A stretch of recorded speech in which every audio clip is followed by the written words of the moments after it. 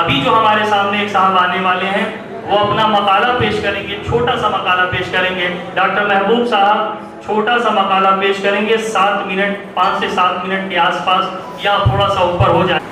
صدر جلسہ محترم سید محمد افراہیم صاحب، مہمان خصوصی محترم عبدالراشد صاحب، مہمانان گرامی اور اس حال میں تشریف فرما اس شہر کی ہم ادبی علمی شخصیات. میں چونکہ وقت کی تنگی ہے میں نام نہیں لے پا رہا ہوں آواز، لیکن دل میں نے سبھی کا نام لے لیا ہے، اتنا آپ اس پر اعتبار کر سکتے. چونکہ وقت میں مجھے قید کر دیا گیا ہے، لیکن میں نے بڑی محنت کی ہے، میں وقت دوں گا آپ کو. معزز خواتین و حضرات، آج کا یہ جو دن ہے آج بڑا تاریخی دن ہے، اور دوپہر میں بھی ایک پروگرام محترم محبوب سعید حارث صاحب کی سرپرستی میں حامد علی ہال میں ہوا، اور یہ دوسرا پروگرام ہے. اردو ڈے بھی ہے آج. اس موقع پر بھی ہم اہل اردو کے چاہنے والوں کے چہرے پر محبت اور خوشی جھلک رہی ہے. اور آج کا چونکہ جو آج کا یہ پروگرام ہے اس کے 3 حصے ہیں. مشاعرے ہوتے رہتے ہیں اس حال میں، ہمیشہ ہوتے رہیں گے، اور کسی بھی کتاب کی رونمائی بھی ہوتی رہتی ہے، آگے بھی ہوتی رہے گی. لیکن جو اس کا ایک پہلو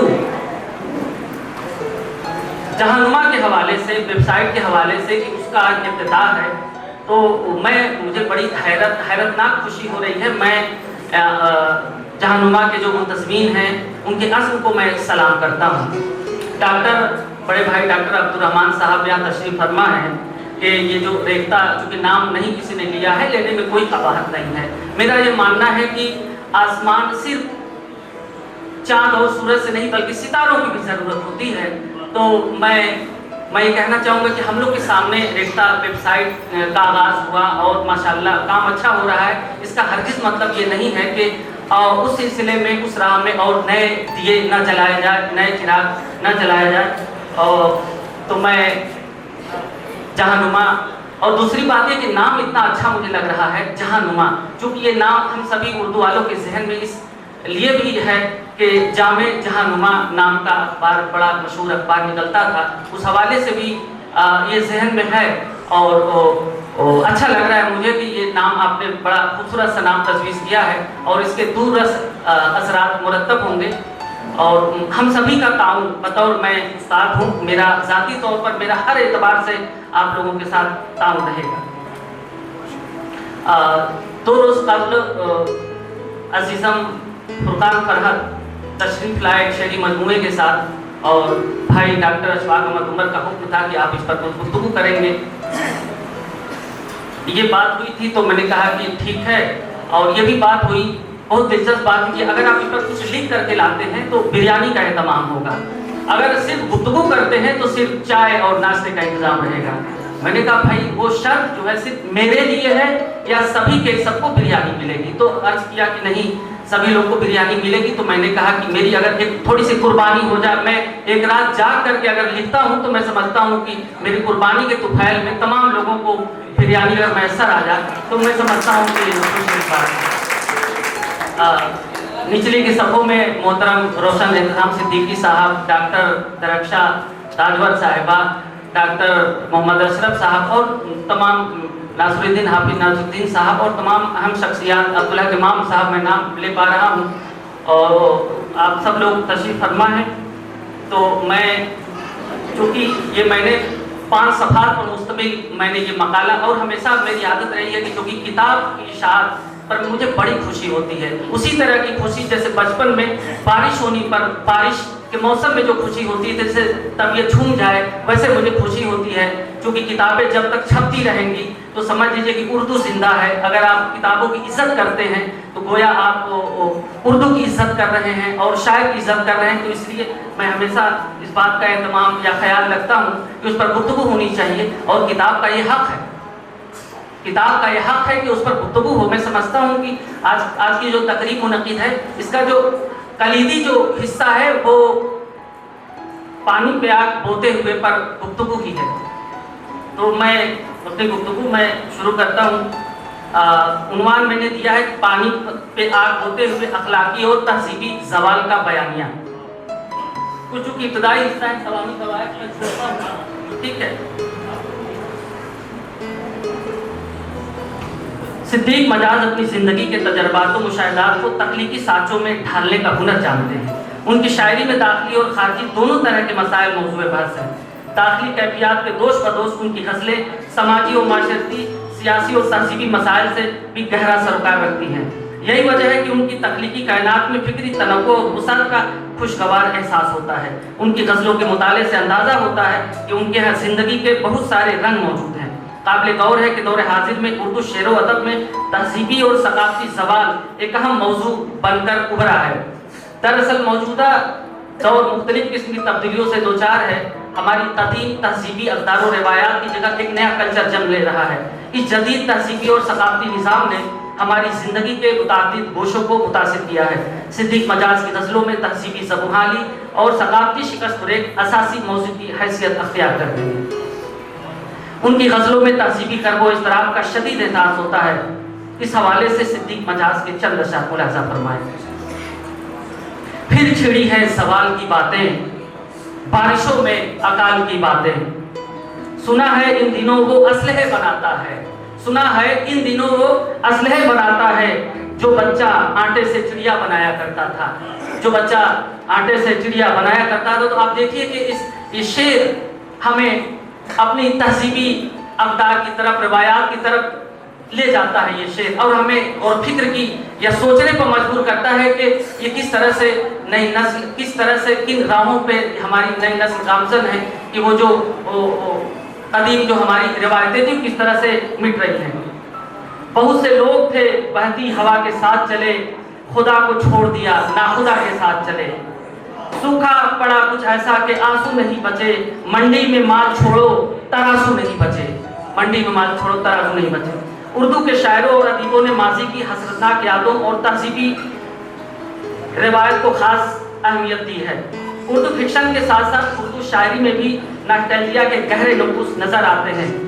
ماضی کی یادیں دراصل انسانی زندگی کا قیمتی اثاثہ ہوتی ہیں. ان کے بغیر ہماری زندگی ادھوری ہے. یہ ایک فطری عمل ہے کہ انسان اپنی تہذیبی اور ثقافتی جڑوں کی طرف پلٹنا چاہتا ہے. انسان دادی اور نانی کی کہانیوں کو شدت سے یاد کرتا ہے. وہ گاؤں کے میلوں، کھیلوں، پگڈنڈیوں، کنووں، نیم اور برگد کے بوڑھے درختوں کو یاد کیے بغیر نہیں رہ سکتا. وہ بچپن کی بیش قیمتی بھولی بسری یادوں کو از سرے نو جینا چاہتا ہے. صدیق مجاز کی تحقیقات میں جگہ جگہ پرانی یادوں کا خوبصورت عکس ابھرتا ہے. اس حوالے سے چند اشعار ملاحظہ فرمائیں. قصے پرنیوں کے جو سناتی تھیں اب کہاں ہے وہ دادی نانی لکھ. کیوں پریشان رہیں خود کو اکیلا دیکھیں، ساتھ تیرے چلے اور گاؤں کا میلہ دیکھیں. آپ کے داؤں کو سچ مان لیں یعنی ہم بھی، چاند میں چرخہ چلاتی ہوئی بڑھیا دیکھیں. ہم لوگ بچپن میں اکثر اور چرخہ چلانے والی بڑھیا کا ذکر سنا کرتے تھے. مجموعے کا عنوان پانی پہ آگ ہوتے ہوئے ہمیں فکری سطح پر دعوت فکر دیتا ہے. پیش نظر عنوان سے صدیق مجاز کا تخلیقی ادراک اور فکری جدت آشکارا ہے. ایک باشعور شاعر اور ادیب ان غیر انسانی حرکتوں اور رویوں پر اڑتا ہے.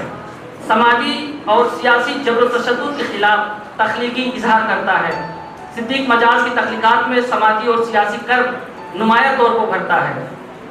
موجودہ دور میں ظالمانہ طاقتیں پوری دنیا میں اپنا تسلط قائم کرنا چاہتی ہیں. اس بیروز سائنسی دور میں انسانیت خطرے میں ہے. اخلاقی اور انسانی قدریں دم توڑ رہی ہیں. چہار سو بھیانک ہتھیاروں کی نمائش ہے. حیران عالمی اور ایٹمی جنگ کا خطرہ بنا ہوا ہے. بارود کے ڈھیر پر کھڑی انسانیت سسک رہی ہے. پھسطائی طاقتیں قدرتی وسائل پر ناجائز قبضہ کر رہی ہیں. مڈل ایسٹ پر ہونے والے سیاسی اور ظالمانہ حملے اس کی تازہ ترین مثالیں ہیں. جنگ کے نتیجے میں پیدا ہونے والی فضائی آلودگی ماحولیاتی نظام کو شدید طور پر متاثر کرتی ہے. صدیق مجاز نے ایسے مسائل کو بھی نظر انداز نہیں کیا ہے. چند اشعار پیش خدمت ہے. عجب فوج تھی پانی پہ آگ ہوتے ہوئے، عجب فوج تھی پانی پہ آگ ہوتے ہوئے، پھر ایک لہر اٹھی کشتیاں ڈبوتے ہوئے. تمام شہر پہ کالے دھواں کا سایہ ہے، گھٹن سے مر ہی گیا میں صبا کے ہوتے ہوئے. شہر پر کالے دھواں کا سایہ در حقیقت غیر انسانی اور غیر یقینی صورتحال کا اعلامیہ ہے. سیاسی ناانصافی اور اخلاقی پستی کے سبب दुनिया आज तबाही और बर्बादी के दहाने पर खड़ी है। संसार की जख्मी रूह को खुलूस और मोहब्बत की ज़रूरत है। अदब जख्मों की तुरपाई करता है। अदीब और शायर अपने मोहब्बत आमेज नगमों से समाज को अमन और इंसानी रवादारी का पैगाम देता है। तरस मोहब्बत ही इंसानियत की मिराज है। दुनिया की तमाम ज़बानों में शायरों और अदीबों ने हुस्न व इश्क के मौज़ूआत को अपनी तख्लीक़ात में असासी तौर पर पढ़ता है। उर्दू शायरी में भी हुस्न व इश्क की जलवानुमाई नज़र आती है। गज़ल जैसी नाजुक सिन्फ़ सुखन इश्क व मोहब्बत और हिज्र वसाल की खुशबू से रची बसी है। क्लासिकी दौर से असर हाजिर तक हर शायर अपने माशूक और महबूब की जुल्फ़ों का असीर रहा है। सिद्दीक़ मजाज की गज़लों में भी जगह जगह अश्किया रंग झलकता है, लेकिन उनके इश्क में मतानत और संजीदगी है। उनकी गज़लों से पाकीज़गी, मासूमियत, तक़द्दुस और जज्बे की सदाकत आश्कारा है। अश्किया मौज़ूआत पर मुश्तमिल चंद अशार बतौर मिसाल पेश है। खुली जो जुल्फ़ यकायक बदल गया मौसम, खुली जो जुल्फ़ यकायक बदल गया मौसम, तुम्हारे हुस्न के सांचे में ढल गया मौसम।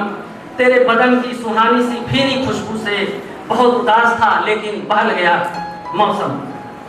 कुछ मुतफर्रिक अशार देखें। जवानी में किसी को खत लिखा था, जवानी में किसी को खत लिखा था, मेरी चिट्ठी अभी तक डाक में है। इस तरह के अशार के खालिक हैं, इनको मुबारकबाद दीजिए। ये दिल खुशी से धड़कना ही भूल गया, ये दिल खुशी से धड़कना ही भूल गया, तेरे हुसूल की नन्ही सी आरज़ू करके। क्या नाज़ुक ख्याली है, क्या लतीफ़ एहसासात आपने इसमें पिरोए हैं। हम मोहब्बत करने वाले इस कदर मासूम हैं, हम मोहब्बत करने वाले इस कदर मासूम हैं। दिल की बस्ती जल गई तो याद लेके आ गए, कोई शिकवा कोई शिकायत नहीं है महबूब से। इस तरह की शायरी आपकी गज़लों में, आपकी किताब में आप पढ़ सकते हैं। मज़कूरा बाला अशार में किसी किस्म की झुझलाहट या मरिसाना कैफियत का एहसास नहीं होता। अश्किया मौज़ूआत की पेशकश में सिद्दीक़ मजाज में जमलियाती और सेहतमंद अक़दार की पासदारी की है। शायर अपने दाखिली जज्बात और एहसासात की अक्कासी के साथ साथ मुआशरे का लेखा जोखा भी पेश करता है। कभी वो समाज में फैली हुई मुनाफ़क़त, मक्कारी, कमसरफ़ी, झूठ, रियाकारी पर तर्ज करता है, तो कभी अखलाकी सवाल का मजाक भी उड़ाता है। सिद्दीक़ मजाज ने समाज के खोखलेपन पर अपने तंज के नश्तर भी चलाए हैं। उनकी गज़लिया शायरी मुसर्रत से बसीरत तक का एक ऐसा खूबसूरत सिलसिला है जिससे कारी लुत्फ़ अंदोज़ हुए बगैर नहीं रह पाता। चंद अशार इस हवाले से।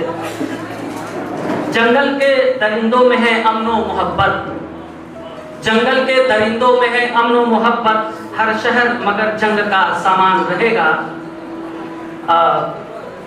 डॉक्टर अशफाक उमर साहब की दिलचस्पी के कुछ अशार में पढ़ना चाहूँगा यहाँ। जो कसीदा गो थे उनको मिल गई खैरात कल, जो कसीदा गो थे उनको मिल गई खैरात कल, मेरे जैसे चंद शायर दाद लेके आ गए, मेरे जैसे चंद शायर दाद लेके आ गए। अगयार के सब में है खड़े आज वही सब, अगयार के सब में है खड़े आज वही सब, मुद्दत से हमारे जो वफादार रहे हैं। ललकार पे दुश्मन के कभी मुंह नहीं मोड़ा, हम जामे शहादत को भी तैयार रहे हैं। कब एक जगह टिक सके अहबाब हमारे, कब एक जगह टिक सके अहबाब हमारे, इस पार रहे हैं कभी उस पार रहे हैं। सिद्दीक़ मजाज की तख्लीक़ात में मौज़ूआती सतह पर तंगदामानी का ज़रा भी एहसास नहीं होता। मौज़ूद ने ज़िंदगी के मुख्तलिफ रंग-ओ-आहंग को तख्लीकी गोयाई अता की है। ख़ासतौर पर उन्होंने मुआशरे के असली मसाइल को तख्लीकी हुस्न के साथ मौज़ूए बहस बनाया है। उनकी गज़लों में फ़िरक़ा वाराना मुनाफ़रत, मज़हबी ताअस्सुब, सियासी नाइंसाफ़ी, इक़्तिसादी ज़बूहाली, तानीसी कर्ब और दूसरे असली मसाइल की तर्जुमानी नज़र आती है। ऐसी सब्र आज़मा और नाजुक सूरत हाल में सिद्दीक़ मजाज की गज़लें हमें हौसला अता करती हैं। सिद्दीक़ मजाज उम्मीद के शायर हैं, उनके यहाँ मायूसी की कोई जगह नहीं। चंद अशार इस हवाले से। माना कि बहुत गाढ़ी है इस शब की स्याही, शेर देखें, ये शेर देखें किस तरह से है। माना कि बहुत गाढ़ी है इस शब की स्याही, सूरज के निकल आने का इम्कान बहुत है। सूरज के ये फैज़ का अब्दुर्रहमान साहब मिस्रा के लंबी है गम की शाम मगर शाम ही तो है, बहुत मशहूर शेर है। अब देखिए फिर से आप एक बार एक शेर आप देखें कि माना कि बहुत गाढ़ी है, ये देखिए गाढ़ी है और शब की स्याही। अब क्या इसमें इमेजरी है, क्या ताबीर है कि काबिल तारीफ, सूरज के निकल आने का इम्कान बहुत है। और ये देखिए एक शेर तानीसी कर्ब के हवाले से कि एक औरत में बचा क्या, एक औरत में बचा क्या आबरू लुटने के बाद, एक औरत में बचा क्या आबरू लुटने के बाद, सिर्फ सांसें चल रही हैं, सिसकियां खामोश हैं। बस अब बचा है। कत्ल थाने में हुआ, फिर भीड़ आ पहुंची वहां, और कातिल हंस रहा है, वर्दिया खामोश है। ये तंज है। ये तंज देखिए जो इंतजामिया पर किस तरह से है, वो एक गहरा तंज शायद कर रहा है। इसकी बसीरत को दाद दीजिए भरपूर।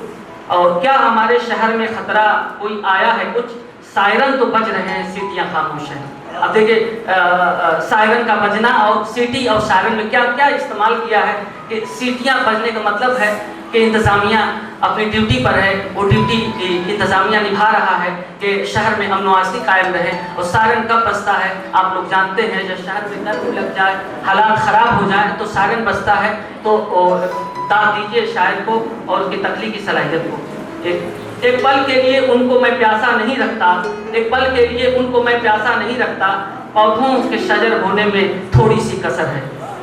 ये आखिरी इक़्तिबास से बिल्कुल सिद्दीक मजाज ने मौज़ूआत के साथ साथ लफ्ज़ियात की सतह पर भी तहज़ीबी और सकाफ़ती जड़ों से अपना तख्लीकी रिश्ता उस्तवार करने की दानिस्ता कोशिश की है। हार्ट, अब देखिए लफ्ज़ियात आप देखें जो तकरीबन शायरी से जो लफ्ज़ियात मतरूक हो चुकी है, और ये जो लफ्ज़ियात मैं भी पढ़ूंगा, आप देखेंगे कि जदीद ज़िंदगी में अपने पुरानी कदरों से मोहब्बत का एक तरह से इजहार है कि हाट, घाट, सपाट, मंडी, तराजू, रेज़गारी, टट्टू, जादू टोना, अकाल, चरखा, खाद, काई, रेत, दीमक जैसे अल्फाज उनकी गज़लों में फिक्री व मानवी गहराई पैदा करते हैं।